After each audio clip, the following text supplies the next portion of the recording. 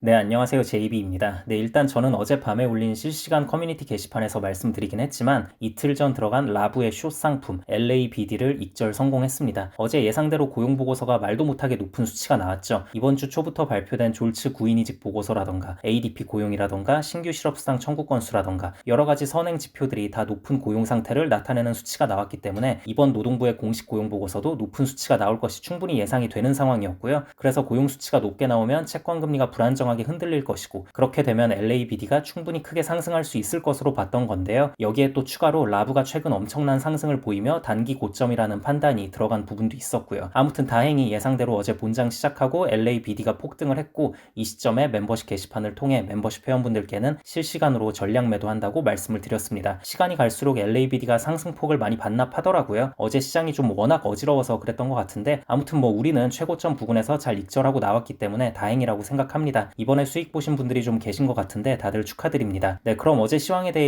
이야기해보자면요. 어젠 정말 어지러웠습니다. 시장이 갈팡질팡 난리도 아니었죠. 결국 마무리는 나스닥은 보합 그리고 채권은 또 하락을 하며 마무리가 됐는데요. 도대체 어떤 일이 있었는지 한번 알아보겠습니다. 우선 어제 가장 중요한 경제 지표는 노동부에서 발표하는 12월 고용 보고서였죠. 그리고 여기서 모두를 깜짝 놀라게 할 만한 수치가 발표됐습니다. 신규 고용이 무려 21만 6천 개가 늘어난 건데요. 예상치인 17만을 한참 상회하는 수치가 나온 거고 여기에 또 시간당 임금 상승률도 전년 대비 전월 대비 모두 높아졌습니다. 그래서 이렇게 탄탄한 고용시장을 나타내는 수치가 나오니까 채권 가격이 순식간에 폭락을 했어요. 근데 이 채권 발작이 오래 가진 않았습니다. 시간이 지날수록 하락폭을 서서히 회복하더라고요. 이건 왜 그랬냐면요. 그 세부 내역을 좀 들여다보니까 오히려 긍정적으로 해석할 만한 여지도 어느 정도 있긴 있었던 거예요. 일단 첫 번째로는 통계에 대한 불신입니다. 요즘 하도 통계가 뒤늦게 수정되는 경우가 많다 보니까 그리고 그 수정폭이 너무 크다 보니까 이번에도 나중에 또 하향 수정되는 거 아니야? 라는 의심을 시장에서 하기 시작했습니다. 지난 11월 고용 수치도 처음 발표될 땐 19만 9천 개였는데 시간이 좀 지나니까 2만 6천 개가 줄어든 17만 3천 개로 수정치가 발표됐고요. 그리고 10월 고용 수치도 처음 발표 땐 15만이었는데 시간이 좀 지나니까 4만 5천 개가 하향 조정되면서 10만 5천 개로 수정치가 발표됐거든요. 그래서 이게 웃긴 게 10월과 11월 고용 수치 같은 경우엔 발표 당시에는 월가 예상치보다 수치가 높게 나왔는데 수정치로 보자면 오히려 예상치보다 낮게 나온 게 되거든요. 그리고 10월, 11월만 이렇게 하향 조정이 일어났던 게 아니라 지난 11개월 중에서 무려 10개월이 수치가 하향 조정되는 일이 발생했습니다. 그래서 이번에도 그렇게 하향 조정되지 않을까라는 시장의 의심이 피어나기 시작했고요. 그리고 또 한 가지는 이번 12월 고용 수치가 정확한 통계라고 해도 그러니까 추후 하향 조정이 이뤄지지 않는다고 가정해도 일자리 둔화 추세는 이어지고 있다는 거예요. 물론 당장 12월 고용 수치만 보면 좀 높아 보이긴 하지만 이게 한 달 갑자기 튄 게 중요한 게 아니고 전체적인 추세를 봐야 하는 거잖아요. 그래서 최근 3개월 평균치를 내보면 16만 5천 개가 나오는데 이 정도 수치면 작년 전체 월 평균인 22만 5천 개랑 비교했을 때 확실히 둔화세가 보인다는 거죠. 그리고 또 이번에도 사실 고용 수치 증가에 많은 기여를 한 게 정부에서 창출하는 공공부문 일자리였거든요. 이게 무려 5만 2천 개가 늘면서 이번에 고용 수치에서 차지하는 비중이 무려 2위예요. 그러니까 3개월 연속으로 지금 정부 분야 고용이 상당한 비중을 차지하고 있는 건데 일자리는 민간에서 창출이 되어야지 정부가 나서서 저렇게 공공일자리를 늘려버리는 거는 건강하지 못하죠. 아무튼 공공일자리가 많이 늘어났다고 해서 경제가 이젠 좋아진 건가? 라고 생각하는 바보는 세상에 없으니까 그래서 이 부분에 대해서도 부정적인 시각이 생기면서 채권도 많이 회복을 하는 상황이 이어졌고요. 나스닥 증시는 방향성을 제대로 잡지 못하고 보합권에서 노는 상황이었습니다. 근데 본장 시작하고 얼마 안 있어서 갑자기 나스닥 증시며 채권 가격이며 전부 다 크게 상승을 했어요. 이건 왜 그랬냐면요. ISM 서비스업 PMI 발표가 있었는데 이게 예상치를 크게 하회하는 수치가 나온 거예요. 사실 우리가 제조업 수치가 낮게 나오는 건 당연하게 받아들이고 있지만 서비스업 PMI가 낮게 나올 것은 그 누구도 기대하지 않았거든요. 근데 이 수치가 예상치인 52.6을 크게 밑도는 50.6이 나온 거예요. 이렇게 경기 둔화의 기준 포인트인 50에 겨우 턱걸이하는 수치가 발표되니까 그리고 특히 세부 내역을 보니까 서비스업 고용지수가 전월보다 7.4나 감소하면서 43.3이 나왔거든요. 서비스업 고용지수가 이 정도로 낮게 나온 건 ISM에서 조사를 시작한 이래 역대 5번째로 낮게 나온 수치거든요. 그러니까 시장에서 갑자기 흥분을 하면서